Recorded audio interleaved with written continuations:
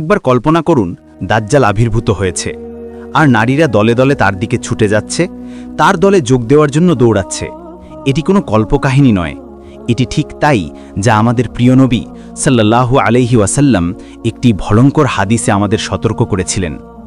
তিনি সাল্লাল্লাহু আলাইহি ওয়াসাল্লাম বলেছেন যে যখন দাজ্জাল আসবে তখন একজন লোক তার পরিবারের কাছে দৌড়ে ফিরে যাবে, তার স্ত্রী, তার বোন এবং তার মেয়েকে বেঁধে রাখবে এই ভয়ে যে সে দাজ্জালের সাথে যোগ দিতে ছুটে যাবে। সুবহানাল্লাহ! কি এমন জিনিস যা নারীদেরকে তাকে অনুসরণ করার জন্য এতটা মরিয়া করে তুলতে পারে? নবী সাল্লাল্লাহু আলাইহি ওয়াসাল্লাম বিশেষভাবে এই বিষয়টি উল্লেখ করলেন কেন? এর উত্তর দাজ্জালের প্রতারণার প্রকৃতির মধ্যেই নিহিত। সে চিৎকার করে বলতে বলতে আসবে না যে আমি শয়তান, আমার ইবাদত করো। সে একজন ত্রাণকর্তা হিসাবে আসবে। সে দুর্ভিক্ষ, যুদ্ধ, অনাহার এবং কষ্টের সময় আবির্ভূত হবে। সে স্বস্তি নিয়ে আসার দাবি করবে, ক্ষুধার্তদের জন্য খাবার, তৃষ্ণার্তদের জন্য পানি, ভীতদের জন্য নিরাপত্তা এবং গরিবদের জন্য সম্পদ নিয়ে আসবে। সে মানুষকে ঠিক তাই দেখাবে যার জন্য তারা আকুল হয়ে আছে। আর এখানেই নারীদের জন্য পরীক্ষা। এমনকি আজও দাজ্জাল আসার আগেও কত বিয়ে ভেঙে যাচ্ছে আর্থিক সংকটের কারণে। কত নারী তাদের স্বামীকে ছেড়ে চলে যায় কারণ সে যথেষ্ট সম্পদ, যথেষ্ট আরাম, যথেষ্ট বিলাসিতা দিতে পারে না।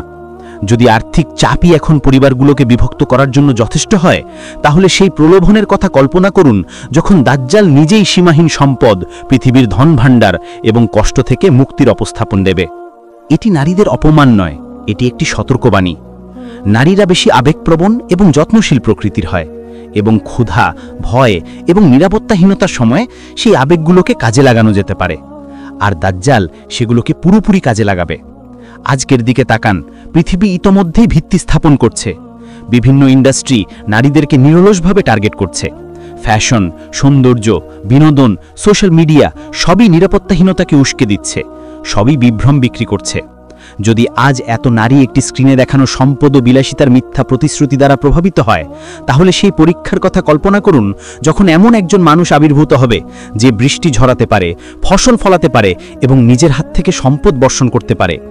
এই কারণেই নবী সাল্লাল্লাহু আলাইহি ওয়াসাল্লাম আমাদের সতর্ক করেছেন, নারীদেরকে লজ্জা দিতে নয়, বরং তাদেরকে রক্ষা করতে, অনেক দেরি হয়ে যাওয়ার আগেই আমাদের চোখ খুলতে। সুতরাং আসল প্রশ্নটি এই নয় যে নারীরা কেন দাজ্জালকে অনুসরণ করবে। আসল প্রশ্নটি হলো, আপনি এখন কি করছেন যাতে আপনি তাদের মধ্যে না থাকেন তা নিশ্চিত করার জন্য।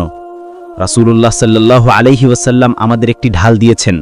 যে ব্যক্তি সূরা আল কাহাফের প্রথম 10টি আয়াত মুখস্থ করবে সে দাজ্জাল থেকে রক্ষা পাবে। কিন্তু মুখস্থ করা কেবল প্রথম পদক্ষেপ।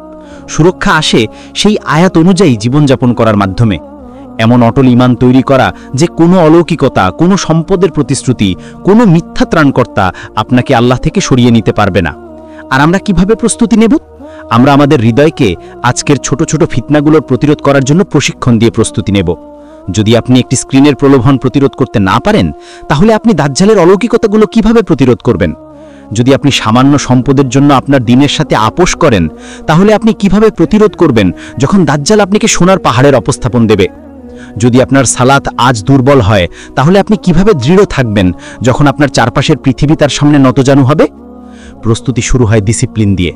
পরিস্থিতি যাই হোক না কেন, আপনার সালাতকে শক্তভাবে ধরে রাখা, কোরআনের সাথে প্রতিদিন তেলাওয়াত করা, চিন্তা করা এবং তা অনুযায়ী জীবনযাপন করা, তাওহীদের সাথে আপনার হৃদয়কে পরিষ্কার করা, যাতে আপনার ভালোবাসা, ভয় এবং আশা কেবলমাত্র আল্লাহর জন্য হয়, এবং দুনিয়ার সাথে এটা থেকে নিজেকে বিচ্ছিন্ন করা।